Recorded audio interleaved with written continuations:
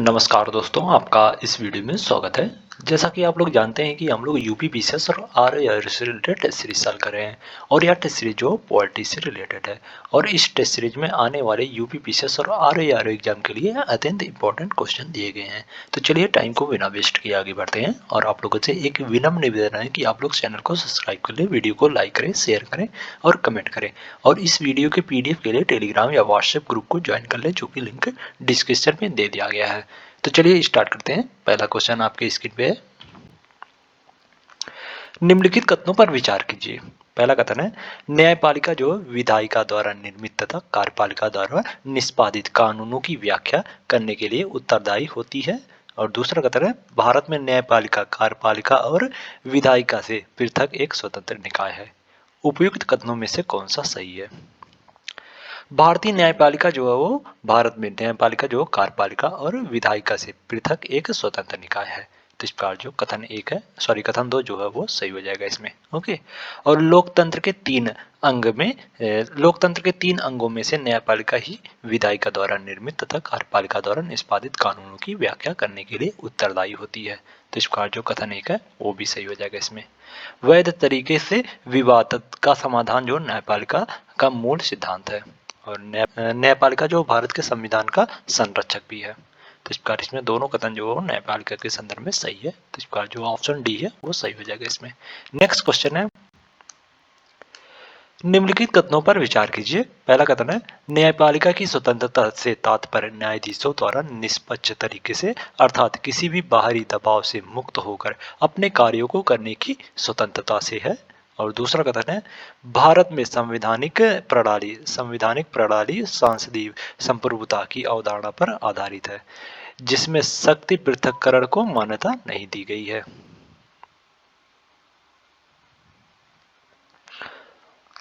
उपयुक्त कथनों में से कौन सा सही है? न्यायपालिका की स्वतंत्रता, इंग्लैंड में संवैधानिक प्रणाली जो सांसदीय संप्रभुता की अवधारणा पर आधारित है, जिसमें शक्ति पृथक्करण को मान्यता नहीं दी गई है। भारत में जो संवैधानिक प्रणाली जो सांसदीय संप्रभुता की अवधारणा पर आधारित नहीं है और इसमें शक्ति की पृथक्करण को मान्यता नहीं दी गई है। तो इस प्रकार जो कथन दो है वो गलत हो जाएगा। इंग्लैंड में है, इंग्लैंड में संवैधानिक प्रणाली सांसदीय संप्रभुता की अवधारणा पर आधारित है। ओके। और न्यायपालिका की स्वतंत्रता से तात्पर्य जो न्यायाधीशों द्वारा निष्पक्ष तरीके से अर्थात किसी भी बाहरी दबाव से मुक्त होकर अपने कार्यों को करने की स्वतंत्रता से है। तो इस प्रकार जो कथन एक है वो सही हो जाएगा। तो इसमें केवल एक सही है, तो इस प्रकार जो ऑप्शन ए है वो सही हो जाएगा इसमें। नेक्स्ट क्वेश्चन है, नीचे दो वक्तव्य दिए गए हैं, एक को कथन ए और दूसरे को कारण आर कहा गया है। कथन ए, भारत में संवैधानिक समीक्षा की शक्ति संविधान के माध्यम से केवल सर्वोच्च न्यायालय में निहित है। और कारण आर में कहा जा रहा है कि भारत के सर्वोच्च न्यायालय के न्यायिक समीक्षा शक्ति को संविधान के मूल ढांचे में स्पष्ट किया है। नीचे दिए गए कूट से सही उत्तर चुनिए। भारत में संवैधानिक समीक्षा की शक्ति की जो है संविधान के माध्यम से सर्वोच्च न्यायालय और उच्च न्यायालय में नहीं था, ना कि केवल सर्वोच्च न्यायालय में। तो इसका जो कथन है वो गलत हो जाएगा इसमें। ओके। और भारत के सर्वोच्च न्यायालय ने न्यायिक समीक्षा शक्ति को संविधान के मूल ढांचे में स्पष्ट किया है। तो इसका जो कारण है वो सही हो जाएगा। तो इसमें कथन जो है गलत है, जबकि कारण जो है सही है, यानी ए गलत है परंतु आर जो है वो सही है। तो इस प्रकार इसमें जो ऑप्शन सी है वो सही हो जाएगा इसमें। नेक्स्ट क्वेश्चन है, जनहित याचिका प्रणाली के संदर्भ में निम्नलिखित कथनों पर विचार कीजिए। पहला कथन है, यह न्यायिक सक्रियता का एक भाग है जो न्यायिक प्रक्रिया को अधिक लोकतांत्रिक बनाता है। और दूसरा कथन है, भारत में टी.एन. सेशन को जनहित याचिका का जनक माना जाता है। उपयुक्त कथनों में से कौन सा सही है? जनहित याचिका की अवधारणा जो भारत में वर्ष 1860 में पी.एन. भगवती तथा वी.आर. कृष्णा अय्यर द्वारा प्रस्तुत की गई थी। भारत में जनहित याचिका जो है वो वर्ष 1860 में पी.एन. भगवती तथा वी.आर. कृष्णा अय्यर द्वारा जो प्रस्तुत की गई थी। ओके। और भारत में पूर्व न्यायाधीश पी.एन. भगवती को जनहित याचिका का जनक माना जाता है, ना कि टी.एन. सेशन को। तो इस प्रकार जो कथन दो है वो गलत हो जाएगा इसमें। ओके। पी.एन. भगवती को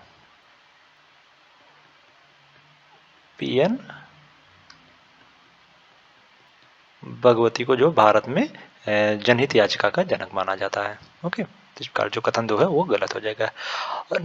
और जनहित याचिका जो है वो न्यायिक सक्रियता का एक भाग है जो न्यायिक प्रक्रिया को अधिक लोकतांत्रिक बनाता है। तो इस प्रकार जो कथन एक है वो सही हो जाएगा। तो इसमें केवल एक सही है, तो इस प्रकार जो ऑप्शन डी है वो सही हो जाएगा इसमें।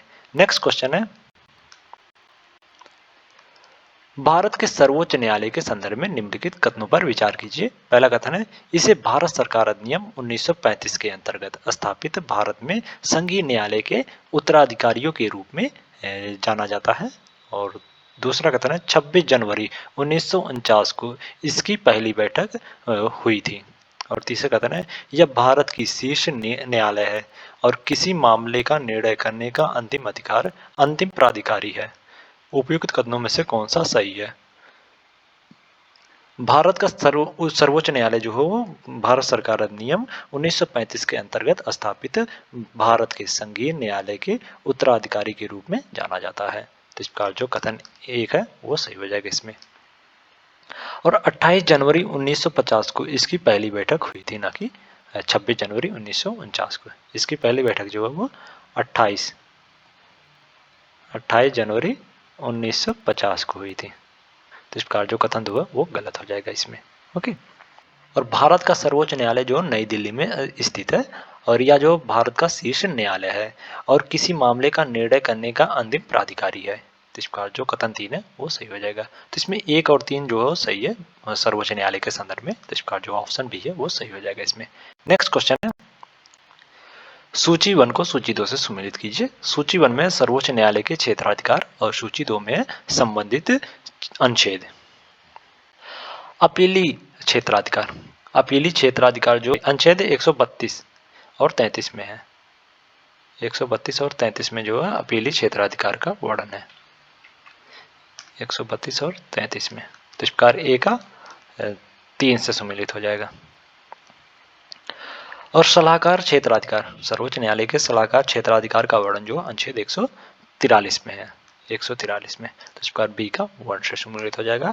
और मूल क्षेत्राधिकार, सर्वोच्च न्यायालय का मूल क्षेत्राधिकार जो अनुच्छेद 131 में वर्णित है। तो इस प्रकार सी का 2 से सम्मिलित हो जाएगा। रिट अधिकार जो है, रिट क्षेत्राधिकार जो अनुच्छेद 32 में है। तो इस प्रकार जो ऑप्शन डी है वो 4 से सम्मिलित हो जाएगा। तो इसमें 3 1 2 4, 3 1 2 4। तो इस प्रकार जो ऑप्शन ए है वो सही हो जाएगा इसमें।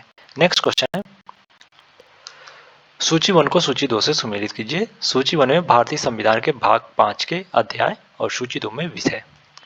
अध्याय 1, भारतीय संविधान के भाग 5 के अध्याय 1 में जो कार्यपालिका राष्ट्रपति और उपराष्ट्रपति से संबंधित है, यानी संघीय कार्यपालिका से संबंधित है। ओके, तो इस प्रकार ए का 3 से सम्मिलित हो जाएगा। अध्याय 2, भारतीय संविधान का भाग 5 का अध्याय 2 जो है वो संसद से संबंधित है। तो इस प्रकार बी का 4 से सम्मिलित हो जाएगा। और भाग 5 का अध्याय 3 जो है वो राष्ट्रपति की विधायी शक्तियों से संबंधित है, राष्ट्रपति की विधायी शक्तियों से। तो इस प्रकार सी का 2 से सम्मिलित हो जाएगा। और भाग 4 जो है वो संघ की न्यायपालिका से संबंधित है। तो इस प्रकार डी का 1 से सम्मिलित हो जाएगा। और अध्याय 5 जो है वो, अध्याय 4 जो है वो संघ की न्यायपालिका से संबंधित है। अध्याय 5 जो है वो भारत के नियंत्रक एवं महालेखा परीक्षक से संबंधित है। ओके, तो इस प्रकार इसमें 3 4 2 1, 3 4 2 1। तो इस प्रकार जो ऑप्शन डी है वो सही हो जाएगा इसमें। नेक्स्ट क्वेश्चन है, निम्नलिखित में से कौन सा कथन सत्य है? पहला कथन है, भारत का राष्ट्रपति सर्वोच्च न्यायालय के न्यायाधीशों की संख्या को विनियमित करने के लिए अधिकृत है। और दूसरा कथन है, वर्तमान में सर्वोच्च न्यायालय में न्यायाधीशों की कुल संख्या जो है 31 निर्धारित है। नीचे दिए गए कूट से सही उत्तर चुनिए। सर्वोच्च न्यायालय 2019 के अधिनियम में 4 न्यायाधीशों की वृद्धि की गई है। इसमें मुख्य न्यायाधीश सहित जो न्यायाधीश शक्तियों को 31 से बढ़ाकर जो 34 कर दिया गया है।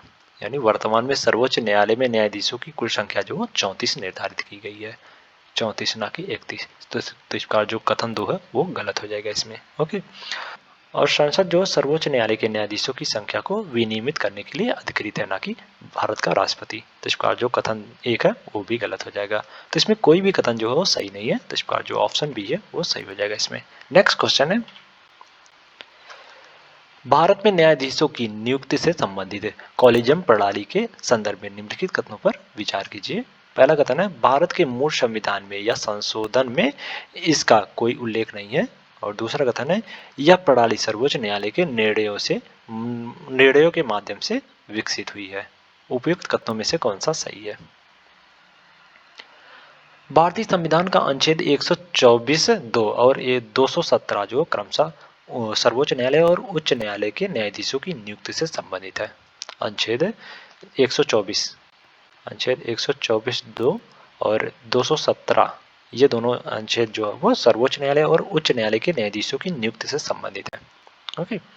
कॉलेजियम प्रणाली जो न्यायाधीशों की नियुक्ति और स्थानांतरण की प्रणाली है, जो संसद के किसी अधिनियम या संविधान के प्रावधान द्वारा स्थापित न होकर सर्वोच्च न्यायालय के निर्णय के माध्यम से विकसित हुई है। तो इस प्रकार जो कथन 2 है वो सही हो जाएगा इसमें। ओके। और भारत के मूल संविधान या संशोधन में कॉलेजियम का कोई उल्लेख नहीं है। तो इस प्रकार जो कथन 1 है वो भी सही हो जाएगा। तो इसमें दोनों कथन जो वो न्यायाधीश के कॉलेजियम प्रणाली के संदर्भ में सही है। तो इस प्रकार जो ऑप्शन डी है वो सही हो जाएगा इसमें। नेक्स्ट क्वेश्चन है, निम्नलिखित में से किस संवैधानिक संशोधन के माध्यम से न्यायाधीशों की नियुक्ति के लिए कॉलेजियम प्रणाली को बदलने हेतु राष्ट्रीय न्यायिक नियुक्ति आयोग की स्थापना की गई थी?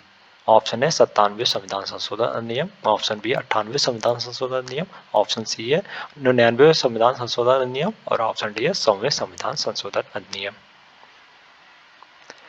99वें संविधान संशोधन अधिनियम 2014 जो है एवं राष्ट्रीय न्यायिक नियुक्ति आयोग अधिनियम 2014 ने राष्ट्रीय न्यायिक नियुक्ति आयोग नामक एक नए निकाय के रूप में सर्वोच्च न्यायालय तथा उच्च न्यायालयों के न्यायाधीशों की नियुक्ति की कॉलेजियम प्रणाली को बदल दिया गया है। तो इस प्रकार जो ऑप्शन सी है वो सही हो जाएगा इसमें।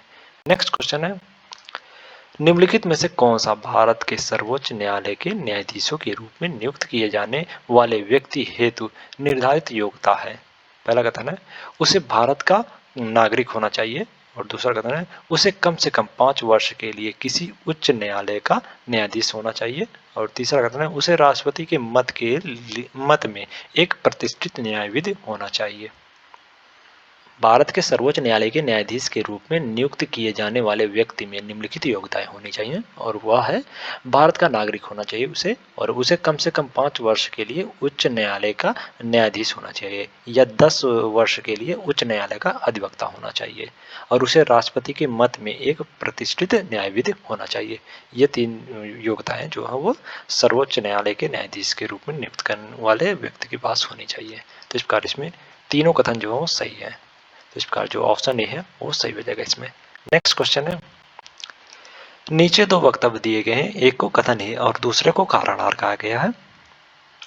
कथन है, उच्चतम न्यायालय के न्यायाधीश भारत के राष्ट्रपति के प्रसाद पद धारण करते हैं। और कारण आर में कहा जा रहा है कि राष्ट्रपति के आदेश से सर्वोच्च न्यायालय के न्यायाधीश को पद से हटाया जा सकता है। नीचे दिए गए गुण से सही उत्तर चुनिए। राष्ट्रपति के आदेश से सर्वोच्च न्यायालय के न्यायाधीश को पद से हटाया जा सकता है। और इस प्रकार जो कारण है वो सही हो जाएगा इसमें। ओके। और राष्ट्रपति उसे हटाने का आदेश जो तभी जारी कर सकता है जब इस प्रकार हटाए जाने हेतु संसद द्वारा उसी सत्र में ऐसा संबोधन किया गया हो। और उच्चतम न्यायालय के न्यायाधीश जो उच्च न्यायालय के न्यायाधीश, भारत के नियंत्रक एवं महालेखा परीक्षक, इन सबको जो प्रसाद प्रयत्न पद धारण नहीं करता, राष्ट्रपति के प्रसाद प्रयत्न जो पद धारण नहीं करते हैं। तो इस प्रकार जो कथन है वो गलत हो जाएगा। तो इसमें कथन जो गलत है जबकि कारण जो सही है। तो इस प्रकार जो ऑप्शन बी है वो सही हो जाएगा इसमें। नेक्स्ट क्वेश्चन है, उच्चतम न्यायालय के न्यायाधीश के संदर्भ में निम्नलिखित कथनों पर विचार कीजिए। पहला कथन है, उनके वेतन भत्ते विशेषाधिकार आदि का निर्धारण भारत के राष्ट्रपति द्वारा किया जाता है। और दूसरा कथन है, उनके वेतन एवं भत्ते में वृत्ति आपातकाल के दौरान भी कटौती नहीं की जा सकती है। और तीसरा कथन है, उनके वेतन पेंशन और भत्ते भारत की संचित निधि पर भारित होते हैं। उपयुक्त कथनों में से कितने कथन जो सही है? उच्चतम न्यायालय के न्यायाधीशों के वेतन भत्ते विशेषाधिकार आदि का निर्धारण जो भारत के संसद द्वारा निर्धारित किया जाता है, ना कि राष्ट्रपति द्वारा, भारत के राष्ट्रपति द्वारा। इनका निर्धारण जो संसद द्वारा किया जाता है। तो इस प्रकार जो कथन 1 है वो गलत हो जाएगा इसमें। ओके। और वृत्ति आपातकाल के दौरान जो है इनके वेतन और भत्ते में कटौती की जा सकती है। तो इस प्रकार जो कथन 2 है वो भी गलत हो जाएगा इसमें। ओके। और न्यायाधीशों के वेतन, पेंशन और भत्ते जो भारत की संचित निधि पर भारित होते हैं। तो इसका जो कथन 3 है वो सही हो जाएगा। तो इसमें केवल एक युग्म जो सही है, तो इसका जो ऑप्शन ए है वो सही हो जाएगा इसमें। नेक्स्ट क्वेश्चन है, निम्नलिखित कथनों पर विचार कीजिए। पहला कथन है, भारतीय संविधान का अनुच्छेद 124 कार्यवाहक मुख्य न्यायमूर्ति की नियुक्ति से संबंधित है। और दूसरा कथन है, भारत का राष्ट्रपति कार्यवाहक मुख्य न्यायाधीश की नियुक्ति करता है। उपयुक्त कथनों में से कौन सा सही है?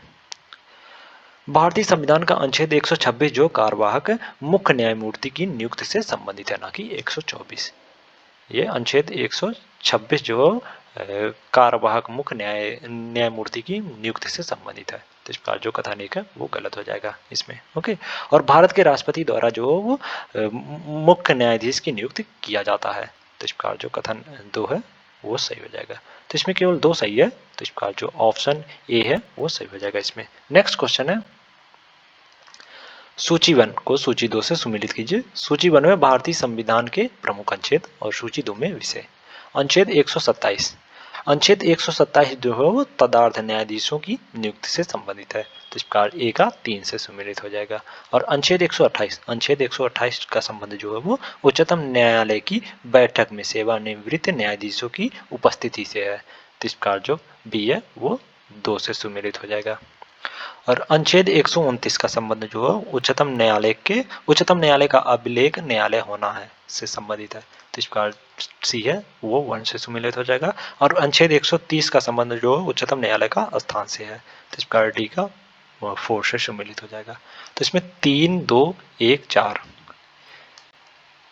3 2 1 4। तो इस प्रकार जो ऑप्शन सी है वो सही हो जाएगा इसमें। नेक्स्ट क्वेश्चन है,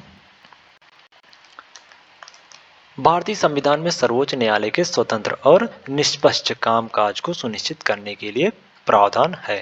पहला कथन है, उनके कार्यकाल की सुरक्षा। दूसरा कथन है, भारत की आकस्मिक निधि से व्यय। तीसरा कथन है, निश्चित सेवा शर्तें। और चौथा कथन है, अपनी अवमानना पर दंड देने की शक्ति।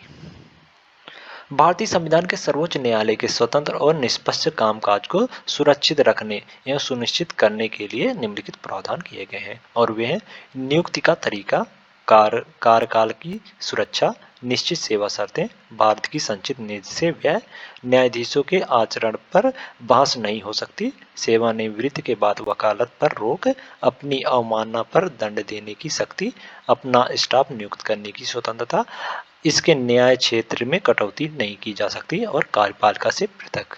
ये सभी जो है सर्वोच्च न्यायालय के स्वतंत्र और निष्पक्ष कामकाज को सुरक्षित और सुनिश्चित करने के लिए प्रावधान किए गए हैं। ओके। तो इस प्रकार इसमें 1 3 और 4 जो सही हो जाएगा। भारत की संचित निधि से व्यय जो है वो सर्वोच्च न्यायालय के स्वतंत्र और निष्पक्ष कामकाज को सुनिश्चित करने वाले प्रावधान है, ना कि आकस्मिक निधि। तो इस प्रकार जो कथन 2 है वो गलत हो जाएगा। भारत का आकस्मिक निधि का प्रावधान इसमें नहीं किया गया है, बल्कि संचित निधि का प्रावधान व्यय से किया गया है। तो इसमें 2 जो है गलत हो जाएगा। तो इसमें 1 3 और 4 जो सही है। तो इस प्रकार जो ऑप्शन सी है वो सही हो जाएगा इसमें।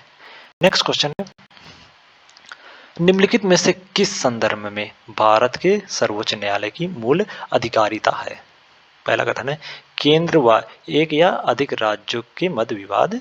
और दूसरा कथन है, 2 या अधिक राज्यों के मध्य विवाद। तीसरा कथन है, अंतर्राज्यीय जल विवाद। और चौथा कथन है, वित्त आयोग के संदर्भ वाले मामले। सर्वोच्च न्यायालय के मूल क्षेत्राधिकार जो है वो है केंद्र व एक या अधिक राज्यों के मध्य विवाद, 2 या अधिक राज्यों के मध्य विवाद।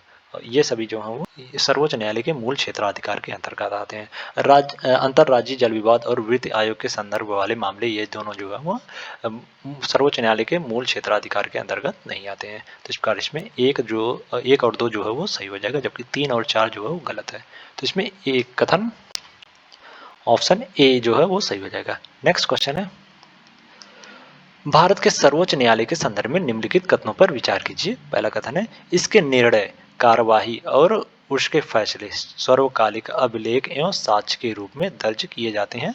और दूसरा कथन है, इसके पास न्यायालय की अवमानना करने पर दंडित करने का अधिकार है। उपयुक्त कथनों में से कौन सा सही है? भारतीय संविधान के अनुच्छेद 129 के अनुसार अभिलेखों के न्यायालयों के रूप में सर्वोच्च न्यायालय के पास 2 शक्तियां हैं, और वे हैं भारत सर्वोच्च न्यायालय के निर्णय, कार्यवाही और उसके फैसले सर्वकालिक अभिलेख एवं साक्ष्य के रूप में दर्ज करते हैं तथा किसी अन्य अदालत में चल रहे मामले के दौरान इन पर प्रश्न उठाया जा सकता है। ये रिकॉर्ड जो विधिक संदर्भों की तरह स्वीकृत किए जाते हैं। तो इसका जो कथन एक है वो सही हो जाएगा इसमें। और इनके पास जो न्यायालय की अवमानना करने पर दंड देने का अधिकार होता है। तो इस प्रकार जो कथन 2 है वो भी सही हो जाएगा। तो इसमें दोनों कथन जो है सर्वोच्च न्यायालय के संदर्भ में सही है। तो इस प्रकार जो ऑप्शन ए है वो सही हो जाएगा इसमें। नेक्स्ट क्वेश्चन है, मद्रास उच्च न्यायालय के प्रादेशिक क्षेत्राधिकार में सम्मिलित है। पहला है अंडमान और निकोबार द्वीप समूह, दूसरा है पुडुचेरी और तीसरा है तमिलनाडु। मद्रास उच्च न्यायालय के प्रादेशिक क्षेत्राधिकार में जो शामिल है वो है पुडुचेरी और तमिलनाडु। ये दोनों जो मद्रास उच्च न्यायालय के प्रादेशिक क्षेत्राधिकार के अंतर्गत आते हैं, जबकि अंडमान और निकोबार जो है वो कोलकाता उच्च न्यायालय के प्रादेशिक क्षेत्राधिकार के अंतर्गत आता है। ये कोलकाता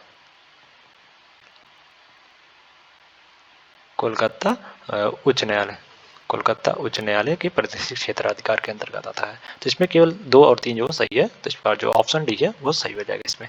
नेक्स्ट क्वेश्चन है, उच्च न्यायालय के संदर्भ में निम्नलिखित कथनों पर विचार कीजिए। पहला कथन है, इसके न्यायाधीशों की नियुक्ति संबंधित राज्य के राज्यपाल द्वारा की जाती है। और दूसरा कथन है, इसके न्यायाधीश 60 वर्ष की अवस्था तक अपने पद पर रहते हैं। उपयुक्त कथनों में से कौन सा सही है?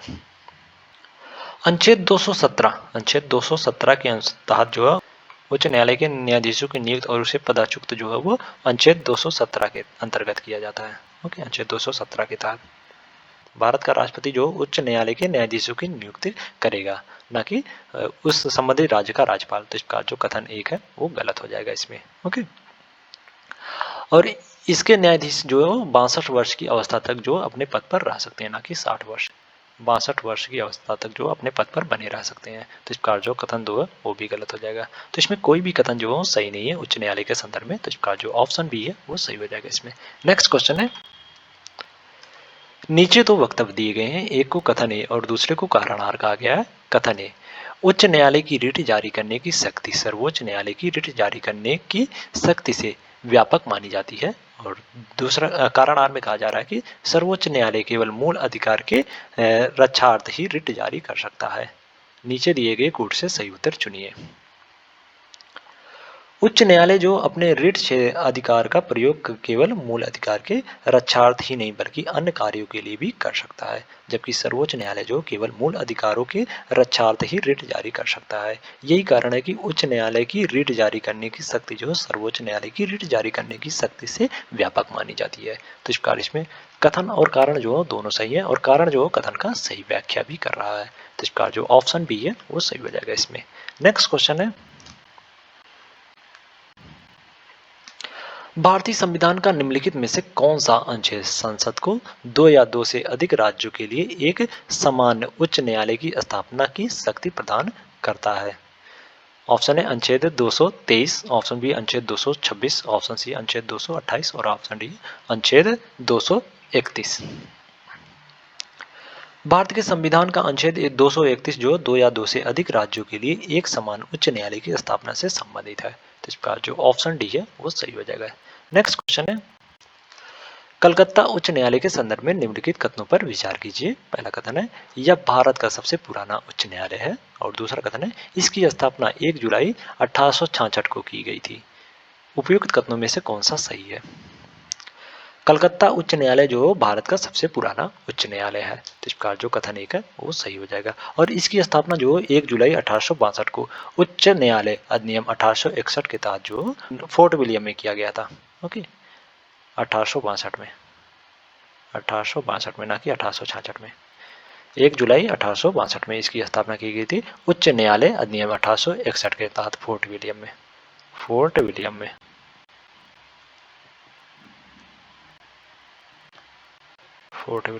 ओके, जहां पहले सर्वोच्च न्यायालय था। तो इस प्रकार जो कथन 2 है वो गलत हो जाएगा। तो इसमें केवल एक सही है, कलकत्ता उच्च न्यायालय के संदर्भ में। तो इस प्रकार जो ऑप्शन सी है वो सही हो जाएगा इसमें। नेक्स्ट क्वेश्चन, निम्नलिखित कथनों पर विचार कीजिए। पहला कथन है, भारतीय संविधान का अनुच्छेद 233 जो जिला न्यायाधीशों की नियुक्ति से संबंधित है। और दूसरा कथन है जिला न्यायाधीश की नियुक्ति संबंधित राज्य के राज्यपाल द्वारा मुख्यमंत्री की सलाह पर की जाती है। उपयुक्त कथनों में से कौन सा सही है? भारतीय संविधान का अनुच्छेद 233 जो जिला न्यायाधीशों की नियुक्ति से संबंधित है, तो इसका जो कथन एक है वो सही हो जाएगा इसमें। ओके। और जिला न्यायाधीशों की नियुक्ति जो संबंधित राज्य के राज्यपाल द्वारा संबंधित अधिकारिता का प्रयोग करते हुए उच्च न्यायालय के परामर्श से किया जाता है, ना कि मुख्यमंत्री की सलाह पर, या जो है वो राज्यपाल जो है वो उच्च न्यायालय के परामर्श से उनकी नियुक्ति करता है जिला न्यायाधीशों की नियुक्ति। तो इसका जो कथन 2 है वो गलत हो जाएगा। तो इसमें केवल एक सही है, तो इसका जो ऑप्शन ए है वो सही हो जाएगा इसमें। नेक्स्ट क्वेश्चन है इलाहाबाद उच्च न्यायालय के संदर्भ में निम्नलिखित कथनों पर विचार कीजिए। पहला कथन है इसे मूल रूप से वर्ष 1887 में आगरा में स्थापित किया गया था। और दूसरा कथन है इसके पहले मुख्य न्यायाधीश सर वाटर मार्गन थे। उपयुक्त कथनों में से कौन सा सही है? इलाहाबाद उच्च न्यायालय जो मूल रूप से ब्रिटिश राज्य में भारतीय उच्च न्यायालय अधिनियम 1861 के अंतर्गत आगरा में 17 मार्च 1866 को स्थापित किया गया था, ना कि 1887 को, 1866 को आगरा में। ओके, 17 मार्च 1866 को उच्च न्यायालय अधिनियम 1861 के अंतर्गत इसको स्थापित किया गया था। तो इसका जो कथन एक है वो गलत हो जाएगा इसमें। ओके। और इसके पहले मुख्य न्यायाधीश जो वो थे वो सर वाटर मार्गन थे। तो इसका जो कथन 2 है वो सही हो जाएगा इलाहाबाद उच्च न्यायालय के संदर्भ में। तो इसका केवल 2 सही है, तो इसका जो ऑप्शन सी है वो सही हो जाएगा इसमें। नेक्स्ट क्वेश्चन है इलाहाबाद उच्च न्यायालय के निम्नलिखित मुख्य न्यायाधीशों को कालानुक्रम में व्यवस्थित कीजिए। पहला कथन है विलियम कामर पैथराम, और दूसरा कथन है लुइस एडिन केरसो, और तीसरा कथन है हेनरी जॉर्ज रिचर्ड्स, और चौथा कथन शाह मोहम्मद सुलेमान।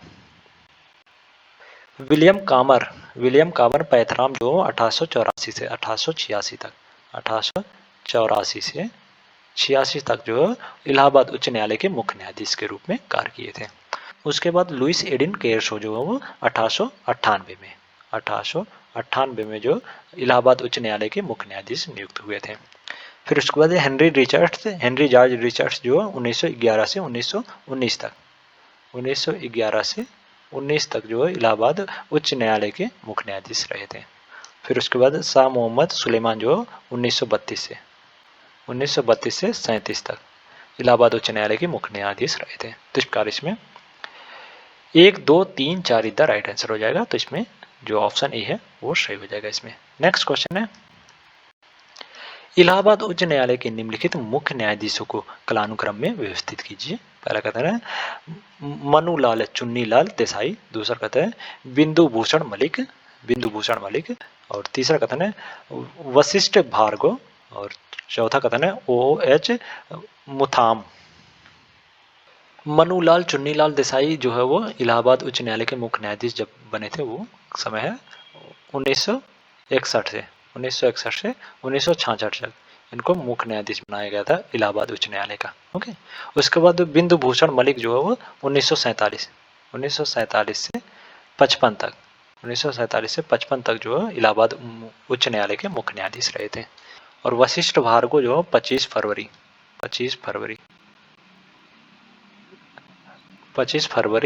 1966 से 7 अगस्त 1966 तक इलाहाबाद उच्च न्यायालय के मुख्य न्यायाधीश रहे थे। ओके। और OH मुथम जो 1955 से 61 के मध्य जो है वो इलाहाबाद उच्च न्यायालय के मुख्य न्यायाधीश रहे थे। तो इस प्रकार इसमें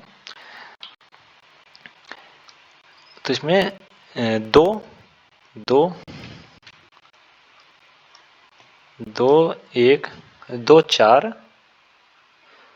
4 1 3 इधर राइट आंसर हो जाएगा। तो इसमें जो ऑप्शन सी है वो सही हो जाएगा। नेक्स्ट क्वेश्चन है उच्चतम न्यायालय के निम्नलिखित मुख्य न्यायाधीशों को कालानुक्रम में व्यवस्थित कीजिए। पहला कथन है दीपक मिश्रा, दूसरा कथन है शरद अरविंद बोबड़े, तीसरा कथन है रंजन गोगोई, और चौथा कथन है NV रमण। दीपक मिश्रा जो उच्चतम न्यायालय के मुख्य न्यायाधीश जब बने थे वो 2017 से 18 के बीच 2017 से 18 के बीच जो है वो दीपक मिश्रा को उच्चतम न्यायालय के मुख्य न्यायाधीश के रूप में कार्य किए थे। और 2018 से 19 के बीच जो रंजन गोगोई उच्चतम न्यायालय के मुख्य न्यायाधीश रहे थे। उसके बाद शरद अरविंद बोबड़े जो है वो 2019 से 2021 तक 2019 से 21 तक उच्चतम न्यायालय के मुख्य न्यायाधीश रहे थे। फिर 2021 से 2022 तक NV रमण 2021 से 22 तक जो है NV रमण जो उच्चतम न्यायालय के मुख्य न्यायाधीश रहे थे। तो इस प्रकार इसमें 1 3 2 4 1 3 2 4 इस प्रकार जो ऑप्शन डी है वो सही हो जाएगा। नेक्स्ट क्वेश्चन है, न्यायमूर्ति फातिमा बीबी के संदर्भ में निम्नलिखित कथनों पर विचार कीजिए। पहला कथन है, वह सर्वोच्च न्यायालय की मुख्य न्यायाधीश नियुक्ति होने वाली पहली भारतीय महिला थी। और दूसरा कथन है, वह राष्ट्रीय मानवाधिकार आयोग की अध्यक्ष भी रही थी। उपयुक्त कथनों में से कौन सा सही है? न्यायमूर्ति फातिमा बीबी जो है वह सर्वोच्च न्यायालय की न्यायाधीश नियुक्त होने वाली जो पहली भारतीय महिला थी, ना कि मुख्य न्यायाधीश नियुक्त होने वाली। ये जो न्यायाधीश केवल न्यायाधीश नियुक्त होने वाली जो भारत की पहली महिला थी। तो इस प्रकार जो कथन एक है वो गलत हो जाएगा इसमें। ओके, और वह जो राष्ट्रीय मानव आयोग की सदस्य थी, ना कि अध्यक्ष थी। तो इस प्रकार जो कथन दो है वो भी गलत हो जाएगा। तो इसमें दोनों कथन जो है न्यायमूर्ति फातिमा बीबी के संदर्भ में गलत है। तो इस प्रकार जो ऑप्शन बी है वो सही हो जाएगा इसमें। नेक्स्ट क्वेश्चन है, भारत के उच्च न्यायालय के न्यायाधीशों की सेवानिवृत्ति की आयु कितनी होती है? भारत के उच्चतम न्यायालय के न्यायाधीशों की सेवानिवृत्ति की आयु जो है वो 65 वर्ष होती है। तो इसका जो ऑप्शन सी है वो सही हो जाएगा इसमें। नेक्स्ट क्वेश्चन है, निम्नलिखित न्यायिक वादों को कालानुक्रम में व्यवस्थित कीजिए। पहला कथन है, सज्जन सिंह बनाम राजस्थान सरकार। दूसरा, शंकरी प्रसाद बनाम भारत सरकार। केशवानंद भारती बनाम केरल सरकार। गोरखनाथ बनाम पंजाब सरकार। शंकरी प्रसाद बनाम भारत सरकार वाद जो है वो 1951 में आया था, 1951 में। ओके, उसके बाद सज्जन सिंह बनाम राजस्थान सरकार वाद जो है 1965 में आया था। फिर गोलकनाथ बनाम पंजाब सरकार वाद जो है वो 1967 में आया था। फिर केशवानंद भारती बनाम केरल सरकार वाद जो है वो 1973 में आया था। तो इस प्रकार इसमें 2 2 1 4 3 2 1 4 3, तो इस प्रकार जो ऑप्शन है वो सही हो जाएगा। नेक्स्ट क्वेश्चन है, निम्नलिखित न्यायिक वादों को कालानुक्रम में व्यवस्थित कीजिए। पहला कथन है, विशाखा बनाम राजस्थान राज्य। दूसरा कथन है, मोहम्मद अहमद खान बनाम शाहबानो बेगम। तीसरा कथन है, किहोती लोहन बनाम जचिल्लाहू। और चौथा कथन है, अरुण रामचंद्र शाहबाग बनाम भारत संघ। मोहम्मद अहमद खां बनाम शाहबानो बेगम वाद जो 1985 में आया था, 1985 में यह वाद आया था। और किहोतो लोहन बनाम जचिल्लाहू वाद जो 1992 में आया था। और विशाखा बनाम राजस्थान राज्यवाद जो 1997 में आया था। और अरुण रामचंद्र शाहबाग बनाम भारत संघवाद जो 2011 में आया था। तो इस प्रकार इसमें 2 3 1 4 2 3 1 4, तो इसका जो ऑप्शन सी है वो सही हो जाएगा इसमें। नेक्स्ट क्वेश्चन है, निम्नलिखित न्यायिक वादों को कालानुक्रम में व्यवस्थित कीजिए। पहला कथन है, लिली थॉमस बनाम भारत संघ। दूसरा कथन है, न्यायमूर्ति KS पुट्टास्वामी बनाम भारत संघ। और तीसरा कथन है, नवतेज सिंह जौहर बनाम भारत संघ। लिलित थॉमस बनाम भारत संघवाद जो 2013 में आया था, 2013 में। ओके, उसके बाद न्यायमूर्ति KS पुट्टास्वामी बनाम भारत संघवाद जो 2017 में आया था। और नवतेज सिंह जौहर बनाम भारत संघवाद जो 2018 में आया था। तो इस प्रकार इसमें 1 2 3 जो सही हो जाएगा। तो इस प्रकार जो ऑप्शन है वो सही हो जाएगा इसमें। नेक्स्ट क्वेश्चन है, निम्नलिखित न्यायिक वादों को कालानुक्रम में व्यवस्थित कीजिए। बेरूबारी यूनियनवाद। बेरूबारी यूनियनवाद जो है वो 1960 में आया था, 1960 में। ओके, AK गोपालन बनाम मद्रास राजवाद जो है वो 1950 में आया था, 1950 में। और गोलकनाथ बनाम पंजाब राजवाद जो है वो 1967 में, 1967 में गोलकनाथ बनाम पंजाब राजवाद आया था। उसके बाद शंकरी प्रसाद बनाम भारत संघवाद जो है वो 1951 में आया था, 1951 में। तो इस प्रकार इसमें सबसे पहले AK गोपालन बनाम मद्रास राजवाद आया था। फिर उसके बाद फिर उसके बाद शंकर प्रसाद 51 में आया था। फिर उसके बाद 60 में जो है वो बेरूबारी यूनियनवाद, फिर गोलकनाथ बनाम पंजाब राज्यवाद आया था। तो इस प्रकार इसमें जो ऑप्शन बी है वो सही हो जाएगा। 2, 4, 1, 3 ये राइट आंसर हो जाएगा। तो इसमें बी द राइट आंसर हो जाएगा। नेक्स्ट क्वेश्चन है, निम्नलिखित कथनों पर विचार कीजिए। पहला कथन है अधिकरण संबंधित प्रावधान मूल संविधान में नहीं थे, और दूसरा कथन है भारतीय संविधान का अनुच्छेद 223 भी प्रशासनिक अधिकरणों से संबंधित है। उपयुक्त कथनों में से कौन सा सही है? अधिकरण संबंधित प्रावधान जो मूल संविधान में नहीं थे, इन्हें भारतीय संविधान में 42वें संविधान संशोधन अधिनियम 1976 के द्वारा शामिल किया गया था। अधिकरण संबंधित प्रावधान जो मूल संविधान में नहीं थे, इन्हें 42वें संविधान संशोधन अधिनियम 1976 के द्वारा जो शामिल किया गया था। तो इसका जो कथन एक है वो सही हो जाएगा इसमें। ओके, और अनुच्छेद भारतीय संविधान का अनुच्छेद 323 ए जो है प्रशासनिक अधिकरणों से संबंधित है, ना कि 323 बी। ये जो 323 ए जो है वो प्रशासनिक अधिकरणों से संबंधित है। तो इसका जो कथन 2 है वो गलत हो जाएगा। ओके, 323 बी जो है वो अन्य मामलों के लिए अधिकरण से संबंधित है, ना कि प्रशासनिक अधिकरण से। तो इसका जो कथन 2 है वो गलत हो जाएगा, जबकि कथन 1 जो है वो सही है। तो इसमें केवल एक सही है, तो डी द राइट आंसर हो जाएगा। नेक्स्ट क्वेश्चन है, भारतीय संविधान के अनुच्छेद 323 बी के तहत अधिकरणों की स्थापना हेतु अधिकृत है। पहला है भारतीय संसद, दूसरा है राज्य विधानमंडल। भारतीय संविधान के अनुच्छेद 323 बी के तहत जो संसद और राज्य विधानमंडल जो है वो अधिकरणों की स्थापना हेतु अधिकृत है। तो इस प्रकार जो कथन 1 और 2 जो है वो दोनों सही है। तो इस प्रकार जो ऑप्शन डी है वो सही हो जाएगा इसमें। नेक्स्ट क्वेश्चन है, सशस्त्र बल अधिकरण के संदर्भ में निम्नलिखित कथनों पर विचार कीजिए। पहला कथन है, यह भारत का एक सैन्य अधिकरण एवं संवैधानिक निकाय है। और दूसरा कथन है, इसकी स्थापना सशस्त्र बल अधिकरण अधिनियम 2007 के तहत की गई थी। उपयुक्त कथनों में से कौन सा सही है? सशस्त्र बल जो है वो भारत का एक सैन्य अधिकरण और विधिक निकाय है, ना कि संवैधानिक निकाय है। तो इस प्रकार जो कथन 1 है वो गलत हो जाएगा। सशस्त्र बल अधिकरण जो है भारत का एक सैन्य अधिकरण है और एक वैधानिक निकाय है, ना कि संवैधानिक निकाय। वैधानिक निकाय है, ओके, ना कि संवैधानिक। तो इस प्रकार जो कथन 1 है वो गलत हो जाएगा इसमें। ओके, और देश का पहला सशस्त्र बल न्यायाधिकरण जो 8 अगस्त 2009 को स्थापित किया गया था, और इसकी स्थापना जो सशस्त्र बल अधिकरण अधिनियम 2007 के तहत किया गया था। तो इस प्रकार जो कथन 2 है वो सही हो जाएगा। 2009 में जो भारत का पहला जो है देश का पहला सशस्त्र बल न्यायाधिकरण 8 अगस्त 2009 को स्थापित किया गया था, और इसकी स्थापना जो सशस्त्र बल अधिकरण अधिनियम 2007 के अंतर्गत किया गया था। तो इस प्रकार जो कथन 2 है वो सही हो जाएगा। तो इसमें केवल 2 सही है, तो इसका जो ऑप्शन सी है वो सही हो जाएगा इसमें। नेक्स्ट क्वेश्चन है, राष्ट्र हरित अधिकरण के संदर्भ में निम्नलिखित कथनों पर विचार कीजिए। पहला कथन है, इसकी स्थापना वर्ष 2008 में एक संविधिक निकाय के रूप में की गई थी। और दूसरा कथन है, इसकी मुख्य पीठ जो नई दिल्ली में है, जबकि भोपाल, पुणे, कोलकाता और चेन्नई में इसकी 4 क्षेत्रीय पीठ स्थापित की गई हैं। उपयुक्त कथनों में से कौन सा सही है? पर्यावरण संरक्षण और वनों एवं अन्य प्राकृतिक संसाधनों के संरक्षण से संबंधित मामलों के प्रभावी और शीघ्र निपटान के लिए राष्ट्रीय हरित प्राधिकरण की स्थापना वर्ष 2010 में राष्ट्रीय हरित अधिकरण अधिनियम 2010 के तहत एक संविधिक निकाय के रूप में की गई थी, न कि 2008 में।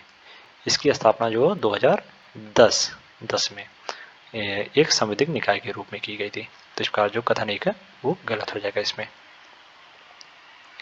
और इसकी मुख्य पीठ जो नई दिल्ली में, जबकि भोपाल, पुणे, कोलकाता, चेन्नई में जो इसकी 4 क्षेत्रीय पीठ स्थापित है। तो इसका जो कथन 2 है वो सही हो जाएगा। तो इसमें केवल 2 सही है, तो इसका जो ऑप्शन ए है वो सही हो जाएगा इसमें।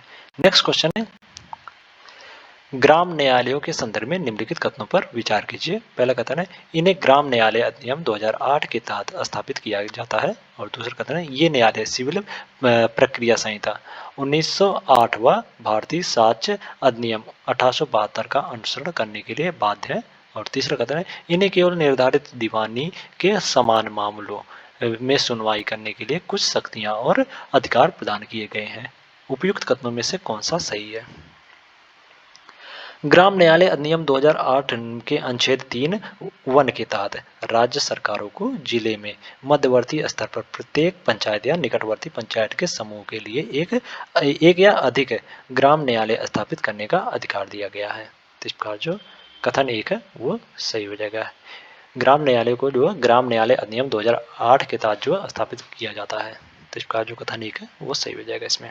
और ग्राम न्यायालय जो न्यायालय सिविल प्रक्रिया संहिता 1908 व भारतीय साक्ष्य अधिनियम 1872 का अनुसरण करने के लिए बाध्य नहीं है। तो इस प्रकार जो कथन 2 है वो गलत हो जाएगा। यहाँ बोला जा रहा बाध्य है, जबकि बाध्य ये जो बाध्य नहीं है।